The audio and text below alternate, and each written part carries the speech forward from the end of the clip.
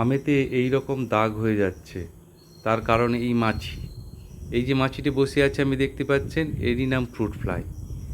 এখান থেকে যে বাঁচার কৌশল, কিভাবে আপনি আমকে বাঁচাবেন, সেই কৌশলটা জানার জন্যই বা আপনার দিকে দেখানোর জন্যই এই ভিডিও। আপনার দিকে অবশ্যই অনুরোধ করছি, এই রকম ইনফরমেটিভ ভিডিও দেখার জন্য বা ইনফরমেশন পাওয়ার জন্য আমার চ্যানেলটিকে সাবস্ক্রাইব করবেন এবং ভিডিওটিতে অবশ্যই একটি লাইক করবেন। আমকে এই ফ্রুট ফ্লাইয়ের হাত থেকে বাঁচার জন্য অবশ্যই আপনি এই রকম ব্যাগ আমগুলোকে পরিয়ে দিন। এই আম ব্যাগগুলো যদি অ্যামাজন বা ফ্লিপকার্টে কেনেন, এক একটির দাম 3 থেকে 3.5 টাকা পড়ে। খুব ভালোভাবে যত্ন নিলে 4-5 বছরও কেটে যেতে পারে, 2-3 বছর তো ভালোভাবেই কাটবে। আরেকটি কাজ করতে পারেন, এই ফেরোমন ট্যাপ ব্যবহার। এটিও আপনি অ্যামাজনে কিনতে পারেন বা ফ্লিপকার্টে পেয়ে যাবেন।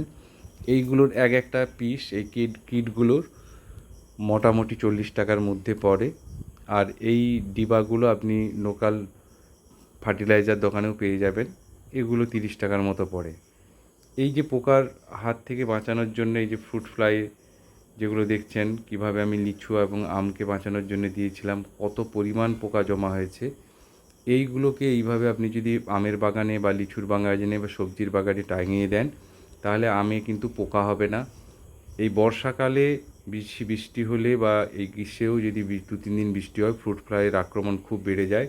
তাই ফ্রুট ফ্লাই থেকে বাঁচার জন্য কিন্তু আমি প্রতিটা আমকে এরকম ব্যাগিং করেছি।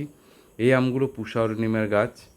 এই পুষা অরুণিমা আম অনেক লাস্টের দিকে পাকে, যাতে না এরকম কালো হয়ে যায়, সেই জন্যই আমি এই ব্যাগের ব্যবস্থা করেছি। আর সঙ্গে ফেরোমন ট্যাপও ইউজ করেছি। আপনারা সহজেই চাইলে এই ফ্রুট ফ্লাই ব্যবহার করে আপনার আমকে পোকার হাত থেকে বাঁচাতে পারেন।